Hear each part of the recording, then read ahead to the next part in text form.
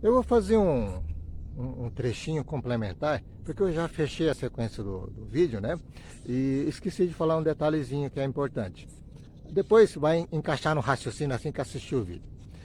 Eu falei da questão da água, que influencia, né, no pH da cal da bordaleza, só que não é só água.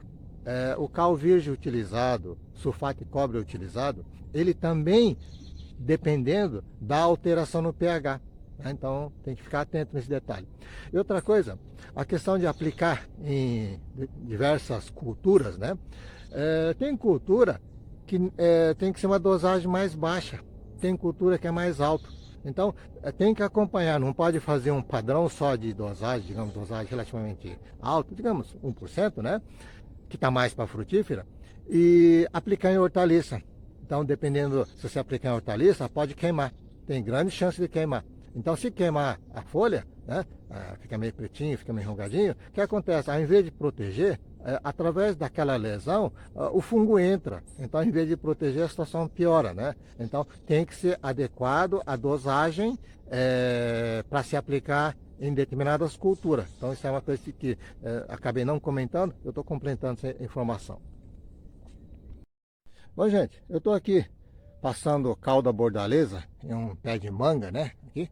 Aí dei uma paradinha, porque tem alguns detalhes que eu acho interessante esclarecer. Mas não é só por causa da manga, não. Eu vou dar uma geral sobre a adequação do cal da bordaleza, em que cultura que ele é mais recomendado. Então, primeira coisa, esse pé de manga, eu fiz uma poda outro dia.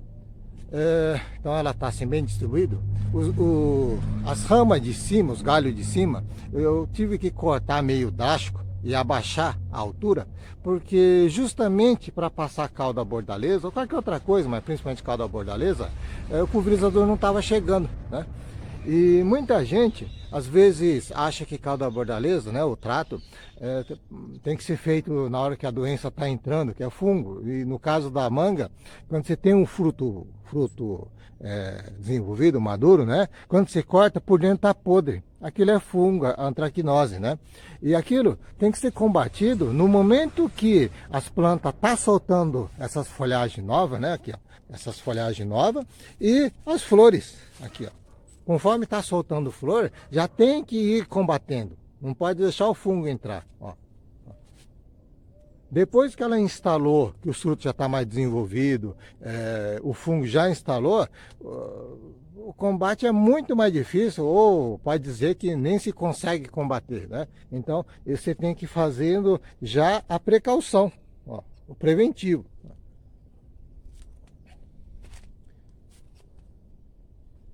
Então, nesse caso, por exemplo, eu tenho passado mais ou menos no intervalo de 10 a 15 dias, eu tenho feito uma aplicação. Um ninho de passarinho aqui, eu vou mostrar aqui.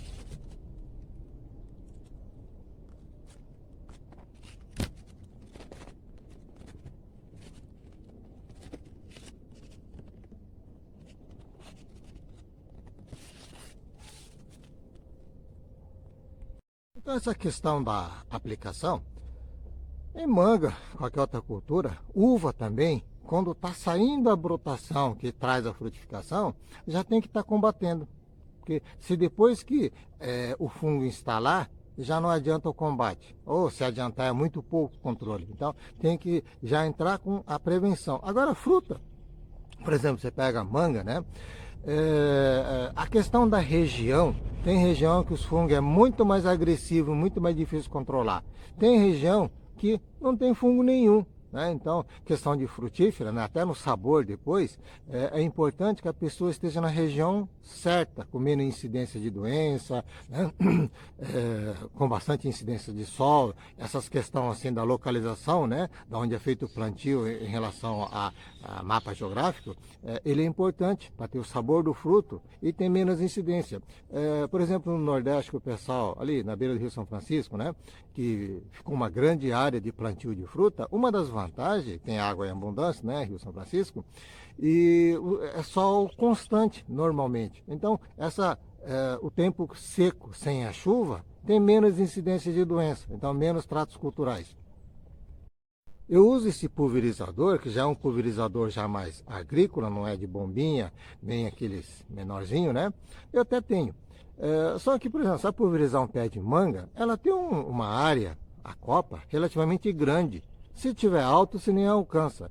E a eficiência desse pulverizador, né, do pulverização da cauda bordaleza, ele tem que ser no contato, né? Então, tanto é que nesses lavouras comerciais, o pessoal usa aquele pulverizador com turbina, né, uma turbina que gira em grande velocidade, que tem um volume de ar muito grande, que inclusive as folhas balançam tudo, os frutos balançam, porque tem que pegar toda a copa, tanto as folhas quanto os frutos, né? Então, você aplica com um pulverizador pequeno, com esse, por exemplo, ele não tem essa pressão. Então, você não consegue atingir 100% da região da copa como um todo. Então, isso aí acaba tendo, se mesmo que você tenha uma mistura bem feita, né, uma calda bem feita, essas coisas todas, está preocupando nisso, só que não está tendo eficiência na pulverização. E não tem jeito, e não tem jeito. Então, você controla uma parte, mas falar que deu 100% certo só porque aplicou cauda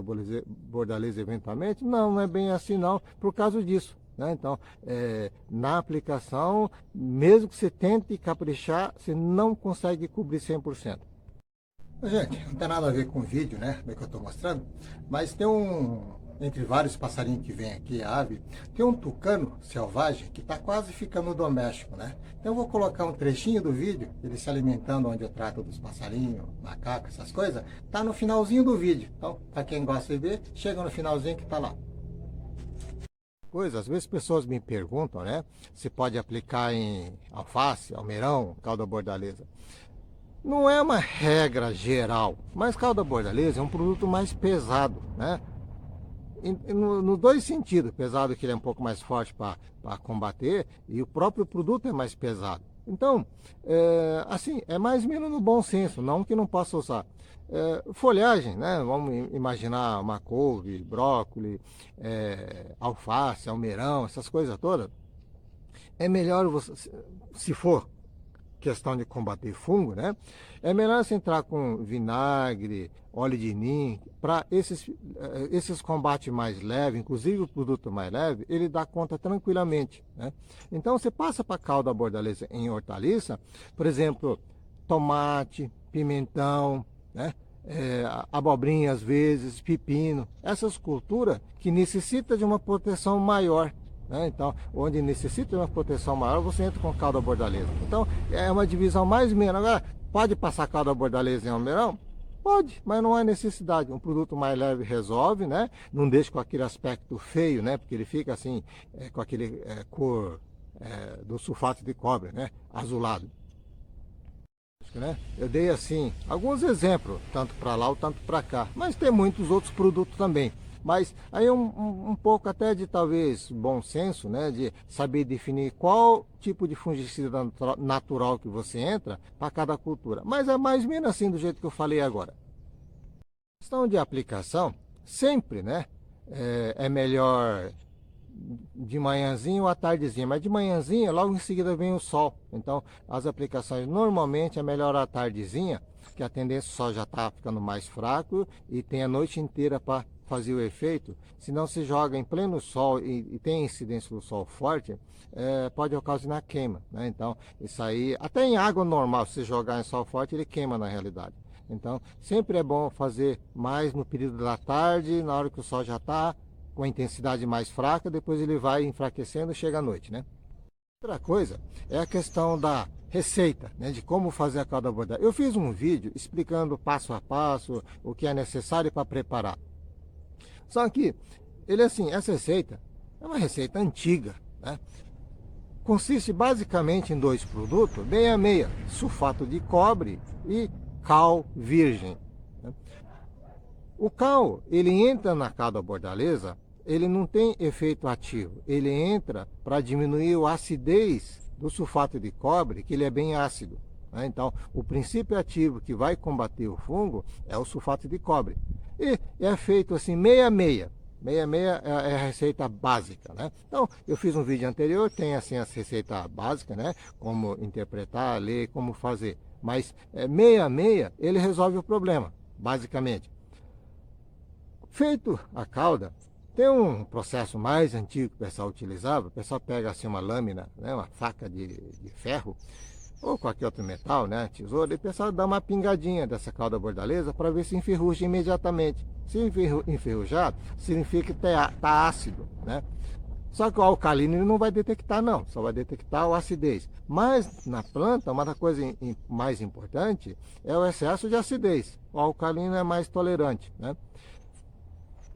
Hoje em dia, né, tem umas fitinhas que se vende em casa de agropecuária para medir a acidez, né? Você coloca na solução, sai a cor, tem uma tabelinha que você mede exatamente onde é que encaixa. Não é assim 100% exatidão, mas te dá 90%. 90, 95%. E tem, hoje em dia, um aparelhinho que você mede, né? Parecido com um termômetro que mede, que dá acidez também. Acidez ou se é alcalino, né? Para quem não tem como fazer esses testes, uma boa parte não, né? Esse Receita 66, ele resolve. Agora, tem um detalhe, né? Quando se mede, assim, certinho, a questão da água que está usando influencia. Então tem água de mina que é mais ácida, outro mais alcalino. Ou muita gente utiliza água da companhia de fornecimento de água. Essas águas tratadas, normalmente ele é mais alcalino. Está na casa mais ou menos de 8, 8,5, 9, de 8 a 9, digamos assim, né? Ele é mais alcalino, água para consumo. Então, se você pegar uma água mais alcalino e fizer a proporção 66, obviamente, a parte desse alcalino, né, o pH mais alto, ele vai acentuar. Se você usar uma água originalmente já mais, com pH mais baixo, obviamente ele vai adequar melhor, né? Então, tem esse detalhe. E depois tem a questão, por exemplo, o próprio sulfato de cobre. Então, antigamente a qualidade era, digamos, inferior, né? O pessoal recomendava colocar numa meinha, colocar na água 24 horas para ir dissolvendo. Hoje não, ele dissolve assim, em questão de 15 minutos, ele dissolve totalmente o sulfato de cobre. O que não dissolve mesmo, assim, de ficar totalmente dissolvido, é o cal virgem. E o que acontece? O cal virgem, eu vejo o pessoal fazer isso, né? Mistura tudo e com esse aparelhinho, por exemplo, e mede, e mede. Aí vai dar um determinado pH. Só que na hora que você vai usar no pulverizador, você tem que coar. Eu, por exemplo, antes de fazer a mistura, eu já coo o cal virgem, né? Só que na hora que se coa, você extrai uma boa parte do cal. Daquela quantidade que você tinha colocado, uma boa parte sai fora. Partícula maior e alguma coisa menorzinha, mas você tem que tirar, parecido com, vamos imaginar aquele coador de café antigo, né, de pano, você tem que tirar totalmente, senão ele entope o pulverizador. Mesmo fazendo assim, o pulverizador ele vai travando, né? Então, aquela pequena partícula, ele vai fazendo travar. Então, quando o pessoal mede assim, que eu vejo o pessoal muitas vezes medir, fez a solução e está medindo, deu tanto. Não esquece que depois uma boa parte desse cal é retirado. Então, aquilo que parecia que o alcalino estava muito alto, né? O pH estava alto, ele vai abaixar, porque você vai retirar uma parte. Então, isso o pessoal não considera e tem que ser considerado. Coisa, né? Aí, quem às vezes quer... eu, por exemplo, utilizo, né, na cauda bordaleza, com pH entre 8 a 9, né? Tá ótimo para ser aplicado. Tem gente que faz questão de abaixar para 7. Tudo bem, mas assim, 8, 9 para cada bordaleza, ele tá ótimo para ser aplicado. Para adequar, muita gente, né, fala, é assim que se adequa. Tem um detalhe. Quando você adiciona cal para adequar o pH, para aumentar o pH que está muito ácido, até aí tudo bem, que o cal entra somente para neutralizar, né, para abaixar a acidez do sulfato de cobre. Então ele não mexe na composição, né, da quantidade do princípio ativo. Só que eu vejo muita gente, não estou falando que está errado, certo? Eu estou falando da minha opinião. Muita gente fala, para equilibrar, se tiver muito eucalipto, alcalino é fácil, é só colocar mais sulfato de cobre. Mas se você colocar mais sulfato de cobre, você está alterando a dosagem, né? Então pode até ser superdosagem para a planta. Então, querendo adequar o pH, aumenta a dosagem do sulfato de cobre. Não, isso aí, na minha opinião, está errado. Mas assim, não vou dizer que fulano, ciclano esteja errado. Não, é uma prática que eu não faço, né? Então, se o pessoal quer seguir, não tem problema nenhum. Mas assim, se você, para equilibrar o pH, se você colocar mais sulfato de cobre, você está alterando a dosagem, aumentando a dosagem. Agora, para corrigir, né, essa questão da acidez, como é que a gente faz para abaixar o pH, né, que está muito alcalino? Eu uso vinagre. O vinagre, uma colherzinha de sopa, mais ou menos em 4 litros, ele abaixa 2, 3 pontos em água pura, né? Ele vai abaixar 2, 3 pontos. Então, e vinagre, ele já tem um princípio ativo também, que combate fungo. E nessa quantidade não faz mal nenhum, tanto é que uso vinagre a 6% para combater pulgão ou eventuais mídio, ídile, também combate, né? Então, não tem problema nenhum. Então, usa o vinagre, que nesse caso, você não altera a composição, né, da recomendação da calda bordaleza. Pode usar limão também, né? Mas como é um produto natural, o limão, ele muda um pouco a característica, então é melhor o vinagre. Agora, quando é o contrário, você quer, o pH está baixo, está ácido, quer colocar, tal, o calcário, né, que ele é neutro, já é próprio para a agricultura, né, o cal virgem, então não tem problema nenhum. Mas tem outras soluções, né? O sódio, né? Então, cloreto de sódio, aquele bicarbonato de sódio, esses produtos à base de sódio, ele deixa o produto alcalino também. A própria soda cáustica, né? Ele deixa alcalino. Só que, para a agricultura, são produtos que de repente pode ser um pouco nocivo, né? Então, se tem o cal, obviamente, que já está fazendo composição que não vai fazer mal, usar o cal, né? Mas são alternativas que existem. Ó, então aqui é um caso típico também, que eu apliquei, ó. Pode ver que está meio azulzinho, é pepino. Pepino que está em fase de desenvolvimento.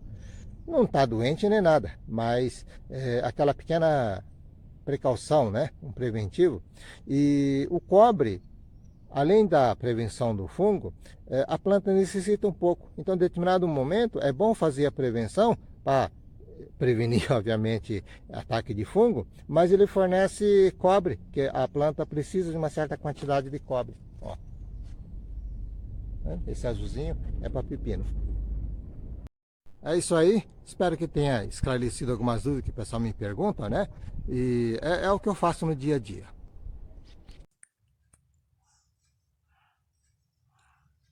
Olha, gente, esse tucano, ele é tucano selvagem, só que ele rodeia perto de casa há muito tempo, né? E agora ele ficou assim bastante manso. E essa plataforma, para quem já assistiu algum vídeo meu alimentando, ali é onde eu dou comida para macaco, jacu, outros passarinhos. E agora ele resolveu, descobriu, e agora tá ali participando e tá muito próximo. Essa distância que eu estou filmando, ele está assim algo em torno de 3, 4 metros.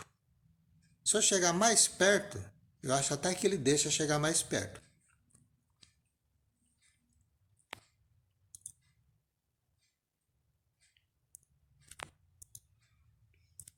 Ali ele está comendo abacate, abacate maduro. Eu tenho os pés de abacate, então eu vou catando e cortando e coloco lá. Aí vem assim uma série de passarinhos, agora ele, o próprio macaco, jacu, todos comem abacate. Eu coloco numa tabuinha, numa tábua, prego transfixado e eu encaixo as frutas, né, abacate, às vezes é banana, eu encaixo para justamente, se você deixa solto, o bicho, o passarinho vem e na hora que ele vai comer, ele puxa e derruba no chão, né? Então eu deixo assim o prego transpassado e eu encaixo no prego.